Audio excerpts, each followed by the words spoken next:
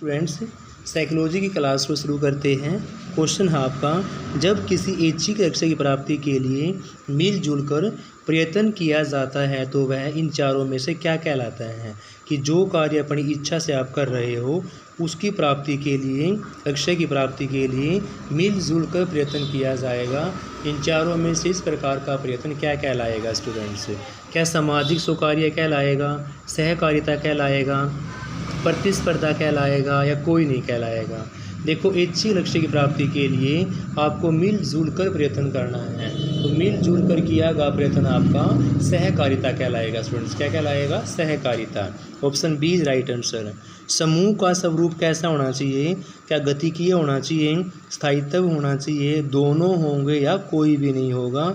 समूह का स्वरूप हमेशा गतिकीय होना चाहिए, यानी कि गति करते रहना चाहिए। गतिकीय समूह का स्वरूप होना चाहिए। समूह और व्यक्ति के बीच में कैसा संबंध होना चाहिए? ऋणात्मक नहीं हो सकता, धनात्मक, यानी कि अन्योन्याश्रय होना चाहिए। एक दूसरे पर आश्रित वाला संबंध समूह और व्यक्ति के बीच में स्टूडेंट्स होना चाहिए। अन्योन्याश्रय, समूह और व्यक्ति के बीच का संबंध क्या होगा स्टूडेंट्स? अन्योन्याश्रय होना चाहिए। Option C is right answer. समूह में कौन सी विशेषता विद्यमान होती है?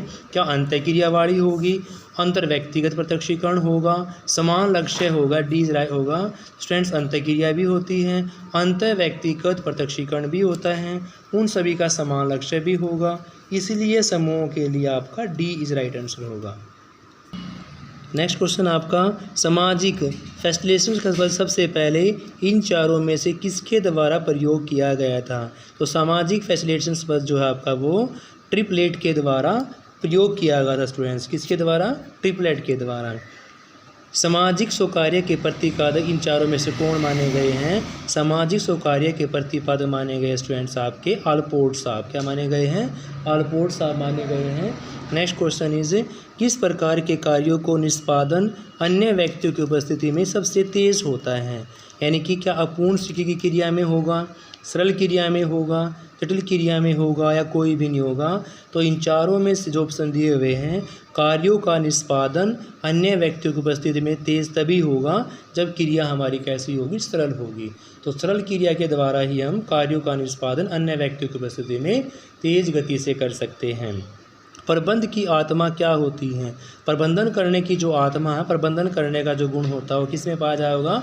नेतृत्व। नेता का गुण जो है वो नेतृत्व करने के लिए मिलेगा। समूह और समाज उपयुक्त सभी, यानी कि नेतृत्व के लिए प्रबंधन की आत्मा ज़्यादा होती है।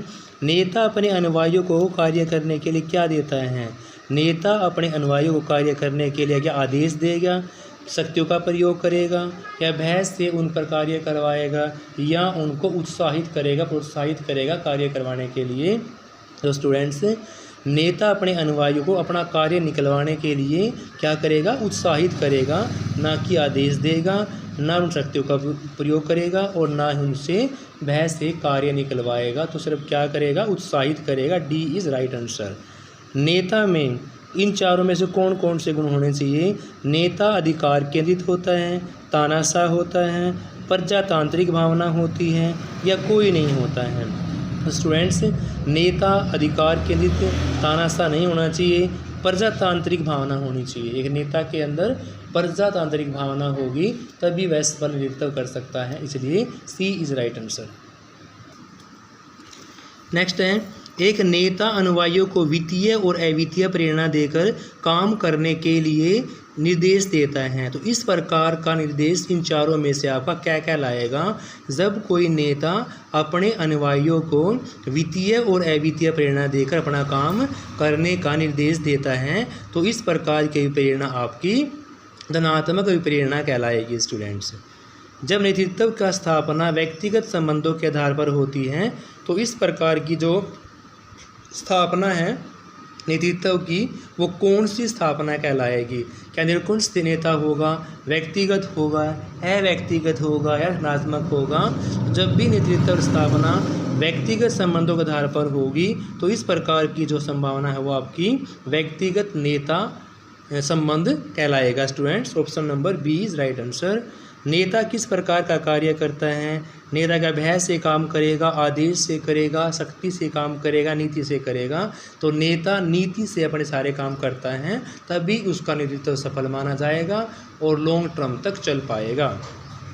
नेक्स्ट, नेता और अनुयायियों के बीच संबंध किस प्रकार का होता है? तो नेता और अनुयायियों के बीच में संबंध हमेशा सक्रिय होता है। अगर नेता और अनुयायी दोनों ही सक्रिय होंगे तो ही सफल नेतृत्व होगा। D A is right answer. नेता में गुण कौन कौन से होते हैं? क्या उत्साह होगा, परिपक्वता होगी, चतुराई होगी। तो एक नेता में उत्साह तो होना ही चाहिए। अगर उत्साह होगा तो ही अपने काम को वो एक अच्छी प्रकार से कर पाएगा। परिपक्वता भी होनी चाहिए, चतुराई तो होनी ही चाहिए। तो उत्साह, परिपक्व, चतुराई तीनों होने से D is right answer students. Next आपका, किस प्रकार के नेता के पास सभी अधिकार केंद्रित होते हैं? तो स्टूडेंट्स, जनतंत्रात्मक होगा, प्रजातंत्रात्मक होगा, निरंकुश होगा या सारे होंगे? जो निरंकुश नेतृत्व वाला नेता होगा उसी नेता के पास सारे अधिकार क्या होंगे? केंद्रित होंगे। इसलिए सी इज राइट आंसर स्टूडेंट्स। संप्रेषण की प्रक्रिया में आते हैं, यानी कम्युनिकेशन की जो प्रक्रिया होती है, क्या उसमें एनकोडिंग आएगा, डिकोडिंग आएगा या ट्रांसमिशन आएगा या सारे आएंगे? तो स्टूडेंट्स, ट्रांसमिशन सबसे बेस्ट प्रक्रिया होती है किस केस में? संप्रेषण की। तो B is right answer students. इस प्रक्रिया द्वारा सूचना का अनुवाद संकेतों में किया जाता है। जब एनकोडिंग की जाएगी, किसी के द्वारा किए गए भाषण के शब्दों को लिखा जाएगा, तो इस प्रकार एनकोडिंग प्रोसेस आपका सूचना का अनुबंध संकेतों पर आधार पर कार्य किया जाएगा एनकोडिंग में। सामाजिक संगठन के असफल होने के लिए कौन उत्तरदायी होता है? असफल होने के लिए अकुशल नेतृत्व। अगर सफल होगा तो कुशल नेतृत्व और असफल होगा तो क्या होगा स्टूडेंट्स? आपका अकुशल नेतृत्व होगा। शांत भाषा में किसे संबोधित किया जाता है? अवाचिक संप्रेषण को। शांत भाषा से अवाचिक संप्रेषण को संप्रेषित किया जाएगा। स्टूडेंट्स, संप्रेषण क्या होता है? संप्रेषण वह होता है स्टूडेंट जो चारों दिशाओं में, यानी कि संप्रेषण आपका एक दिशा होगा, चार दिशा होगा, त्रिदिशा होगा या द्विदिशा होगा। तो संप्रेषण आपका स्टूडेंट्स द्विदिशा प्रक्रिया होनी चाहिए। किस प्रकार के माध्यम के रूप में प्रयुक्त किया गया है? किस प्रकार प्रक्रिया को माध्यम के रूप में? तो माध्यम के रूप में ट्रांसमिशन होगा, एनकोडिंग डिकोडिंग नहीं होगी। संप्रेषण में कौन सी विधि प्रयुक्त मानी जाती है? क्या लिखित होगी, वाचिक होगी, अवाचिक होगी या सारी होंगी? संप्रेषण के लिए स्टूडेंट्स आपकी लिखित भी होगी, वाचिक भी होगी, अवाचिक भी होगी। तो D is right answers. Next question, संप्रेषण की प्रक्रिया कैसी होती है? संप्रेषण की प्रक्रिया एक आंतरिक प्रक्रिया होती है स्टूडेंट्स। कौन सी तकनीक संप्रेषण में प्रयुक्त होती हैं? क्या टेलीफोन होगा, ईमेल होंगे, पत्र होंगे या सारे होंगे? तो students D is right answer. Telephone भी होगा, ईमेल भी होगा और पत्र भी होगा। अभिरुचि क्या है स्टूडेंट्स? अभिरुचि एक सामाजिक प्रवृत्ति है, मनोवैज्ञानिक प्रवृत्ति है, आर्थिक है, कोई नहीं है।